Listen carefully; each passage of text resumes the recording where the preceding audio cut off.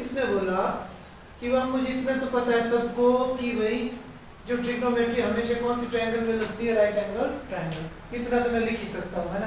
अब इसने बोला कि भाई सेकंड थीटा किसके बराबर दिया है जी, इसने मुझे second theta is equal to 13/12 ये दे दिया इसने मुझे। अब मैं सबसे पहले ये फॉर्मूला तो आई थिंक सभी को याद होगा, पंडित बद्री प्रसाद हर हर बोले सोना चांदी तोले। ठीक है जी, कितना भी सबको पता है। Yes sir. अब सबको ये पता है कि P का मतलब क्या होता है, परपेंडिकुलर, H का मतलब हाइपोटेन्यूज, B का मतलब होता है बेस। कितना भी सबको पता है। Yes sir. दूसरी चीज, अब यहाँ पे लिखा है सेकंड, है ना। अब आपको ये पता होना चाहिए सेकंड किसका रेसिप्रोकल होता है, किसका उल्टा होता है। तो साइन का उल्टा क्या होता है, कॉसिकेंड।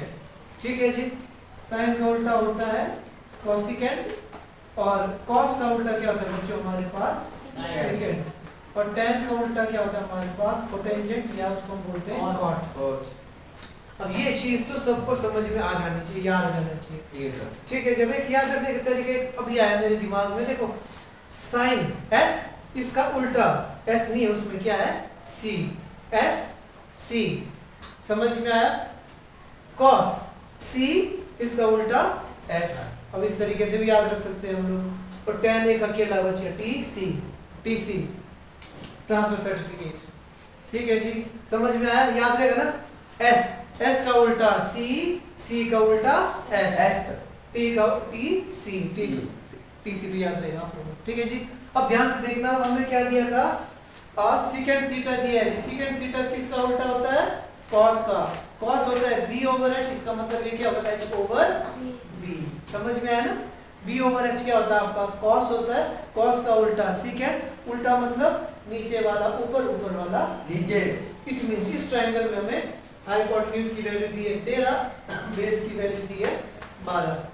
ठीक है, और जब कभी भी ना और उसने एंगल मेंशन ना किया हो, जैसे साइन A साइन B वगैरह कुछ मेंशन नहीं किया हो, तो हम लोग अपनी मर्जी से क्या लिख सकते हैं, कुछ भी नाम दे सकते हैं। और हमेशा हम एंगल का मान देंगे इधर वाला लेके चलेंगे। ठीक है, तो ये बेस हो गया। मैंने क्या निकालना है जी, परपेंडिकुलर निकालना है। तो हम लोगों ने पढ़ा था कि भाई जब कभी भी किसी भी राइट एंगल ट्रायंगल की दो साइड्स गिवन हो, तीसरी साइड मैंने फाइंड करनी है, तो हम कौन सी थ्योरम का यूज करते हैं, आपकी PGT, पाइथागोरस थ्योरम। तो चलो प्रॉपर कर लेते हैं। तो हम लिख लेते हैं टेकिंग राइट एंगल्ड ट्रायंगल, कौन सी वाली, ABC या ACB। चलो ACB लिखता हूँ, क्यों लिखा ACB, क्योंकि मैंने वहां लिखा right angled triangle. Right angled का मतलब उसमें 90 डिग्री का एंगल बन रहा है, तो किस पे बन रहा है, वो C पे। ठीक है, ACB। तो मैंने लिख दिया यूजिंग PGT से हाइपोटेन्यूज, जो सबसे थर्ड साइड है, थर्ड साइड का स्क्वायर किसके बराबर होगा, अदर टू साइड्स के स्क्वायर के सम के बराबर। AB की वैल्यू कितनी है जी, 13, BC की वैल्यू कितनी है जी, 12, AC की वैल्यू जी फाइंड करनी।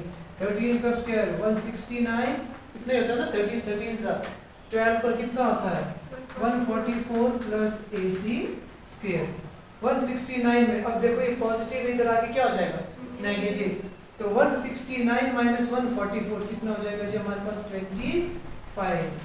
सो AC की वैल्यू आ जाएगी, स्क्वायर इक्वल टू इधर आ जाएगा, तो क्या बन जाएगा आपका स्क्वायर रूट।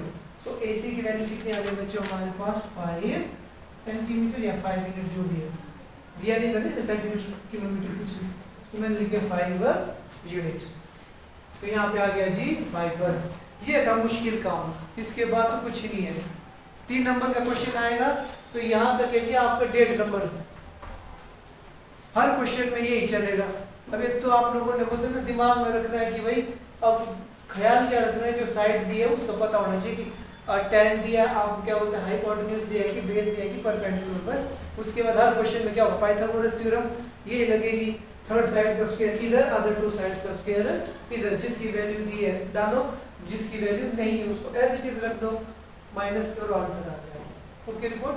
सो अब इसमें बोला था find all the trigonometric ratio, सब की वैल्यू निकालनी। सबसे पहले क्या पढ़ा आपने? सोना। सोना मीन्स साइन, साइन थीटा या साइन भी जो भी लिखना है। कितनी वैल्यू थी साइन? p ओवर h, यहाँ लिख लेता हूँ p ओवर h। p की वैल्यू कितनी है जी? 5। h की वैल्यू कितनी है जी? 13। समझ में आया? उसके बाद सेकंड की वैल्यू तो आई थिंक दे रखी थी, तो सेकंड निकालने की जरूरत नहीं है। तीसरा हो गया हमारे पास टेंजेंट। टेंजेंट किसके बराबर है जी? p over b, p over b। p कितना था? 5। b है जी हमारे पास 12। उसके बाद अब साइन का उल्टा क्या बताया था मैंने? s का उल्टा c। c से क्या होता है हमारे पास? कोसेकेंट। तो कोसेकेंट की वैल्यू कितनी है जी हमारे पास? साइन का उल्टा h ओवर b। अगर 5/13 है जी, तो ये कितना हो जाएगा हमारे पास? 13/5। आई बात समझ में? पता लगा ना? क्या किया मैंने? साइन को उल्टे तो लिखा, h को ऊपर लिख दिया, p को नीचे।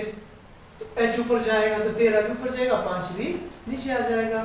उसके बाद एक cos नहीं दिया था शायद इन्होंने, cos theta b over h, cos ऊपर नीचे। चलो b ओवर h, b कितना है जी हमारे पास? b कितना है जी? 12। h है जी आपका 13। अच्छा, जब टेंजेंट का उल्टा क्या होता है? कोटेंजेंट। कॉट, कॉट किसके बराबर? उल्टा b over p, 12 over 5। That's it. Simple सा, सबसे इजी एक्सरसाइज। अगर समझ में आ जाए तो, समझ में ना आए तो इसके बराबर मुश्किल कुछ नहीं है, बहुत इजी। और पूरी की पूरी एक्सरसाइज घूमती है इसके अंदर। ये जो 3 है, पंडित बद्री प्रसाद हरल बोले, सोना चांदी तोले, और पाइथागोरस थ्योरम, बस दैट्स इट। चलिए जी अगला क्वेश्चन करते हैं, क्वेश्चन नंबर 7। ठीक है, क्वेश्चन नंबर 7 क्या दिया है इसने हम लोगों को? कॉट थीटा की वैल्यू है 7 ओवर 8। अब थोड़ा फास्ट करते हैं, अब हम तेज हो गए सभी। ठीक है, तो सबसे पहला काम क्या बोला था मैंने कि हम लोगों ने क्या करना है? एक राइट एंगल ट्रायंगल बना देनी है। फिर नाम दे दिया मैंने ए बी सी, या जो भी आपने देना हो आपकी मर्जी। ठीक है, उसके बाद अब यहाँ पे दिया था इसने जी कॉट थीटा। कॉट थीटा की वैल्यू 7 ओवर 8।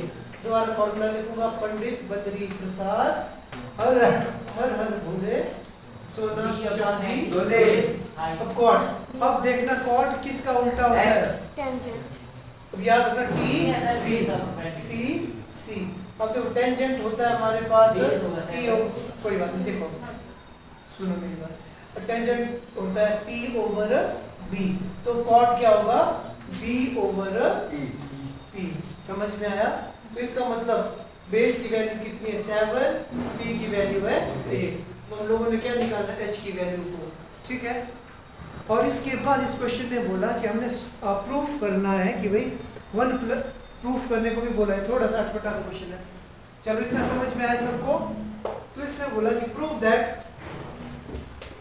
इसके बाद इसने हम लोगों को प्रूफ नहीं, कैलकुलेट करने को बोल रहा है। ये बोल रहा है कि find the value of 1 plus sine theta upon 1 plus cos theta into 1 minus sine theta over 1 minus cos theta. इसको वैसे मैं एक स्टेप पे भी कर सकता हूँ, चलो लॉन्ग कट चलते हैं, देखते हैं। चलो इतना समझ में आया? तो इसका मतलब इसको सॉल्व करने के लिए मुझे किस किस की वैल्यू चाहिए? एक साइन की वैल्यू चाहिए, और किसकी वैल्यू चाहिए बच्चों? कॉस की वैल्यू चाहिए। और साइन और कॉस के लिए क्या चाहिए होता है मुझे? h चाहिए होता है ना। देखो p की वैल्यू चाहिए, h की वैल्यू चाहिए, b और h। ठीक है, फास्ट तो नहीं कर रहा हूँ, समझ में आ रहा है सबको? समझ में नहीं आए या फास्ट चलो बोलना है? ठीक है जी, अब मैं क्या करूंगा? साइन थीटा की वैल्यू को कैलकुलेट करूंगा। ठीक है जी, तो यहाँ पे लिख लेता हूँ मैं साइन थीटा। साइन थीटा होता है जी हमारे पास p ओवर h। अब मुझे h की वैल्यू चाहिए। ठीक है, तो मैं क्या करता हूँ, मैं यहाँ पे लिख लेता हूँ taking triangle A B C, right angle है। Taking right angle triangle ABC। अब मैं इसमें क्या लगा दूंगा आपकी पाइथागोरस थ्योरम, मैं बोलूँगा यूजिंग EGT। ठीक है, तो पाइथागोरस थ्योरम क्या बोलती है जी हमारे पास AC square is equal to BC square plus AB square. ठीक है जी, BC की वैल्यू कितनी है बच्चों हमारे पास 7 का स्क्वायर और AB की वैल्यू कितनी है 8 का स्क्वायर। तो 7 का स्क्वायर कितना होगा 7 7 जा 49, 8 8 जा 64 कितना गया 9 4 13 6 4 10 11। तो AC की वैल्यू कितनी आ गई बच्चों अंडर रूट 113। ठीक है जी, H की वैल्यू कितनी आ गई जी हमारे पास अंडर रूट 113। बस अब कैलकुलेशन तो करनी है हमने। P की वैल्यू कितनी है जी P कितना है 8। H कितना है हमारे पास 1/113। और उसके बाद क्या चाहिए था मुझे cos थीटा होता है जी B ओवर H। B कितना है जी हमारे पास 7/113।